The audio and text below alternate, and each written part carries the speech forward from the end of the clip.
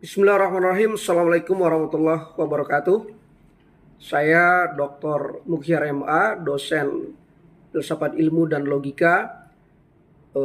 Kali ini akan membersamai mahasiswa saya di program studi pendidikan agama Islam, program studi unggul di kampus Institut Agama Islam YAI Diniyah Pekanbaru. Kali ini saya ingin mengajak teman-teman untuk bersama-sama berbincang dalam mata kuliah filsafat ilmu dan logika dengan mahasiswa saya di kelas 2C. Adik-adik mahasiswa di kelas 2C, selamat bertemu dengan saya Pak Mukhyar. Untuk pertemuan kita kali ini kita ingin membicarakan secara mendasar perbedaan ilmu, pengetahuan, dan filsafat. Dan nanti akan kita lanjutkan dengan ruang lingkup filsafat ilmu yang terdiri dari ontologi, epistemologi, dan aksiologi. Adik-adik semuanya, untuk tahap awal ini mari kita lihat perbedaan mendasar antara pengetahuan, ilmu, dan filsafat. Oke, kita mulai dari yang pertama, pengetahuan. Adik-adik, dalam kehidupan sehari-hari kita sering menggunakan istilah pengetahuan dan ilmu secara bergantian, bahkan secara bersamaan. Nah, seolah-olah antara pengetahuan dan ilmu itu merupakan satu kesatuan dan sama saja. Padahal dalam kajian akademik, keduanya memiliki makna yang tidak sama. Apalagi kalau filsafat yang berada pada tingkat pemikiran yang tentu jauh lebih mendalam. Nah, adik-adik, pengetahuan adalah segala sesuatu yang kita ketahui. Makanya disebut dengan pengetahuan. Karena itu pengetahuan itu bisa berasal dari pengalaman, pengamatan, informasi, atau cerita yang kita dengar dari orang lain. Nah, karena itu setiap manusia dipastikan memiliki pengetahuan. Karena tidak mungkin manusia tidak memiliki pengalaman dalam hidupnya. Mulai dari kita kecil, kita sudah belajar dari lingkungan yang ada di sekitar kita. Misalnya, anak kecil dari kecil sudah tahu itu bahwa api itu panas, air itu basah, belajar itu penting. Nah, semua itu adalah bentuk pengetahuan. Karena itu, pengetahuan memiliki keterbatasan. Pengetahuan tidak selalu disusun secara sistematis karena dia empiris saja. Nah, pengetahuan itu belum tentu dapat diuji kebenarannya secara ilmiah. Pengetahuan bisa saja benar, tetapi juga tidak tertutup kemungkinan untuk keliru karena belum melalui proses pengujian yang ketat. Nah, jadi pengetahuan itu apa saja yang kita peroleh dalam pengalaman kehidupan kita sehari-hari ataupun pengalaman orang lain yang kita tahu, itu disebut dengan pengetahuan. Mari kita lihat pula ilmu. Berbeda dengan pengetahuan, ilmu juga pengetahuan. Tetapi ilmu adalah pengetahuan yang telah disusun secara sistematis dan menggunakan metode ilmiah. Ilmu memiliki struktur yang jelas, didasarkan pada logika dan dapat diuji kebenarannya. Karena itu, ilmu tidak hanya sekedar mengetahui, tetapi menjelaskan, memprediksi, dan mengontrol suatu fenomena. Misalnya, kita mengetahui bahwa setiap tanaman yang kita tanam pasti membutuhkan air. Tanaman yang ditanam membutuhkan air itu adalah pengetahuan. Namun, ketika hal tersebut kita telusuri lebih dalam melalui eksperimen, diukur, dianalisis, dan disusun menjadi teori yang dapat diuji, maka pengetahuan tadi bergeser dia menjadi ilmu. Karena itu ilmu menuntut ketelitian, kejelasan metode, dan bukti yang dapat dipertanggungjawabkan. Kenapa dapat dipertanggungjawabkan? Karena dia melalui hasil riset atau hasil penelitian. Nah, itu sebabnya ilmu memiliki ciri utama, yaitu sistematis, rasional, dan empiris. Sistematis berarti tersusun secara teratur. Rasional dapat diterima oleh akal.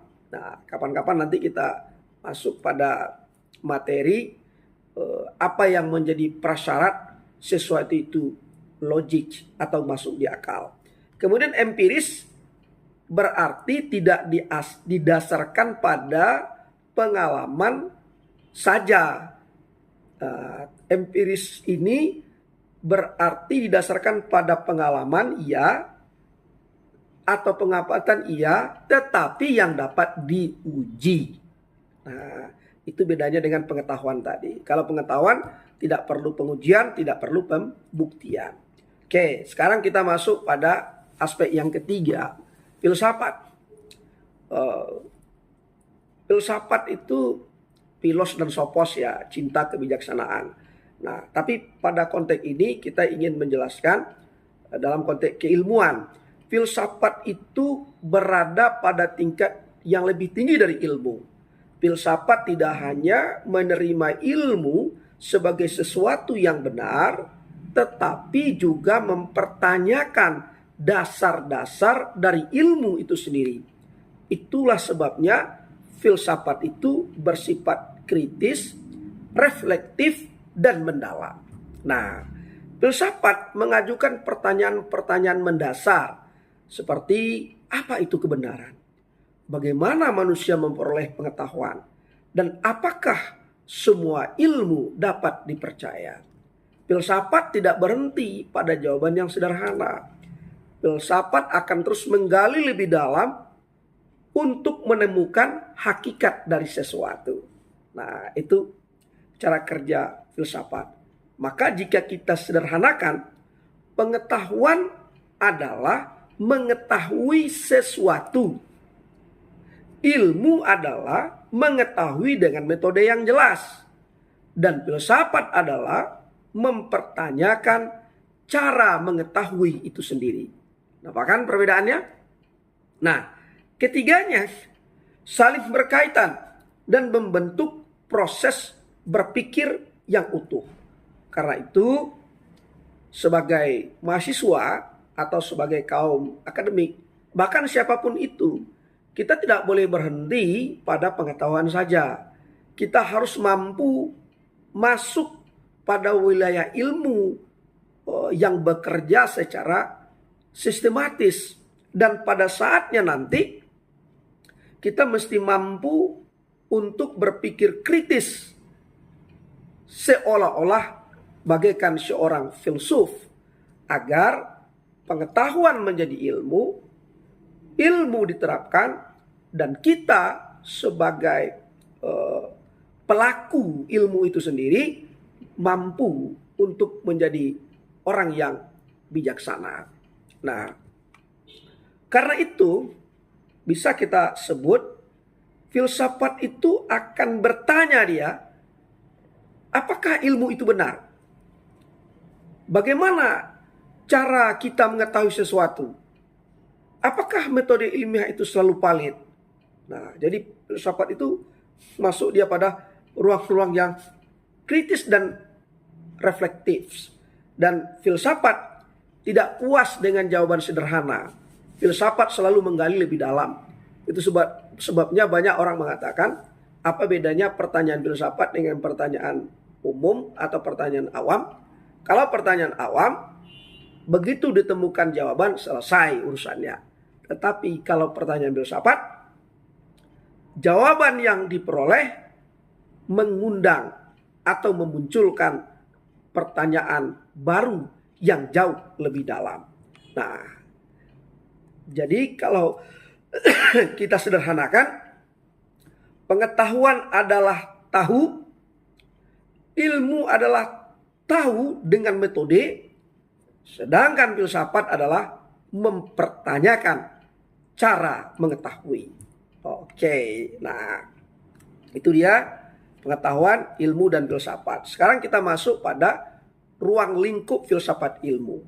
Nah, Filsafat ilmu itu memiliki 3 ruang lingkup utama. Ini umum dikenal banyak mahasiswa, yaitu ontologi, epistemologi, dan aksiologi. Ketiga aspek ini menjadi dasar dalam memahami ilmu pengetahuan secara menyeluruh. Jadi ontologi, epistemologi, dan aksiologi merupakan pisau analisis agar kita mampu memahami ilmu pengetahuan secara menyeluruh. Nah, mari kita lihat satu persatu ya. Pertama, ontologi. Ontologi itu membahas tentang apa yang menjadi objek kajian ilmu. Ontologi berusaha menjawab pertanyaan hakikat dari sesuatu. Ontologi tidak hanya melihat sesuatu dari permukaan saja, tetapi mencoba memahami apa yang sebenarnya yang ada di balik suatu fenomena. Misalnya, dalam ilmu pendidikan, ontologi akan bertanya, apa itu manusia sebagai peserta didik? Apakah manusia hanya makhluk biologis yang belajar secara fisik, atau juga memiliki dimensi psikologis dan spiritual? Pertanyaan seperti ini penting. Untuk apa? Agar cara kita mampu untuk memahami objek yang akan mempengaruhi cara kita untuk memperlakukannya dalam proses pembelajaran. Jadi, ontologi membantu kita untuk melihat sesuatu, untuk memahami sesuatu tidak secara dangkal. Ontologi menuntun kita untuk mampu memotret realitas secara lebih mendalam dan menyeluruh. Itu ontologi. Yang kedua, epistemologi. Epistemologi membahas tentang bagaimana cara memperoleh pengetahuan. Epistemologi fokusnya pada sumber, pada metode, dan validitas pengetahuan. Epistemologi mengajukan pertanyaan, misalnya, dari mana pengetahuan itu berasal? Bagaimana cara kita mengetahui sesuatu itu secara benar? Dan metode apa yang digunakan untuk memperoleh pengetahuan yang dapat dipercaya? Dalam konteks ilmu, epistemologi sangat penting. Tanpa metode yang jelas, pengetahuan tidak mungkin dapat disebut sebagai ilmu. Epistemologi memastikan bahwa proses memperoleh pengetahuan dilakukan secara benar, logis, dan yang paling penting dapat diuji. Makanya perlu metode. Sebagai contoh, dalam penelitian ilmiah kita menggunakan metode tertentu seperti observasi, eksperimen, analisis data. Semua itu merupakan bagian dari kajian epistemologi. Epistemologi membantu kita agar kita tidak salah dalam menarik kesimpulan dan tidak terjebak pada asumsi yang keliru. Nah, kemudian yang ketiga, aksiologi. Aksiologi ini nilai guna, manfaat. Aksiologi berfokus pada tujuan penggunaan ilmu dan dampaknya bagi kehidupan manusia. Aksiologi selalu mengajukan pertanyaan seperti, untuk apa ilmu digunakan? Apakah ilmu itu membawa manfaat atau justru merugikan? Dan bagaimana etika dalam menggunakan ilmu tersebut? Nah, karena itu, dalam perspektif aksiologi, ilmu tidak dapat dipisahkan dari nilai. Ilmu harus digunakan untuk kebaikan. Misalnya, teknologi dapat membantu manusia dalam berbagai bidang. Teknologi nuklir digunakan untuk membangkit tenaga listrik, bukan untuk membuat senjata pemusnah massal, misalnya begitu. Jadi aksiologi itu adalah nilai guna. Ada etika ilmu pengetahuan di situ. Disinilah pentingnya aksiologi. Aksiologi akan mengingatkan kita bahwa ilmu harus digunakan secara bertanggung jawab. Ilmu bukan persoalan hitam putih saja, bukan persoalan salah dan benar. bukan persoalan metodologi semata. Karena itu ilmu tidak hanya dinilai dari kebenarannya, tetapi jauh daripada itu dilihat dari manfaat dan dampaknya. Nah, dari ketiga aspek tersebut, kita dapat melihat bahwa filsafat ilmu tidak hanya membahas isi ilmu, tetapi juga dasar, cara, dan tujuan ilmu itu sendiri. Ontologi membahas apa yang dikaji. Epistemologi membahas bagaimana cara mengetahui. Sedangkan aksiologi membahas untuk apa ilmu itu digunakan. Jadi adik-adik semuanya, ontologi membahas tentang apa yang dikaji oleh ilmu. Ontologi fokus pada hakikat objek. Ontologi akan bertanya apa yang sebenarnya ada. Apa hakikat dari sesuatu yang dipelajari. Sedangkan epistemologi membahas tentang bagaimana cara memperoleh pengetahuan. Karena itu epistemologi akan bertanya, bagaimana kita mengetahui sesuatu? Apa sumber pengetahuan? Bagaimana cara membuktikan kebenaran itu? Metode apa yang dipakai? Nah, dalam ilmu epistemologi sangat penting karena dia merupakan metode. Nah, ilmu tidak akan bisa dipercaya kalau tidak melalui metode ilmiah, yaitu epistemologi. Kemudian yang terakhir aksiologi. Aksiologi membahas tentang nilai dan manfaat ilmu. Itu sebabnya aksiologi akan selalu bertanya seperti ini. Untuk apa ilmu itu digunakan? Apakah ilmu itu baik atau berbahaya? Bagaimana etika dalam penggunaan ilmu? Nah, adik-adik semuanya, itulah kajian diskusi kita tentang pengetahuan, tentang ilmu, kemudian tentang filsafat. Mudah-mudahan adik-adik bisa memahaminya, dan untuk lebih mengelaborasi informasi yang saya berikan ini, adik-adik silakan dirujuk dari buku-buku yang lain atau jurnal-jurnal yang ada di media internet. Itu yang dapat saya sampaikan pada pertemuan kita kali ini. Dan untuk tugas, silakan adik-adik perhatikan atau adik-adik cermati yang saya tulis di dalam grup mata kuliah kita.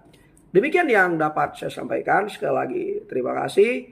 Sukses selalu untuk Anda semua. Jaga kesehatan.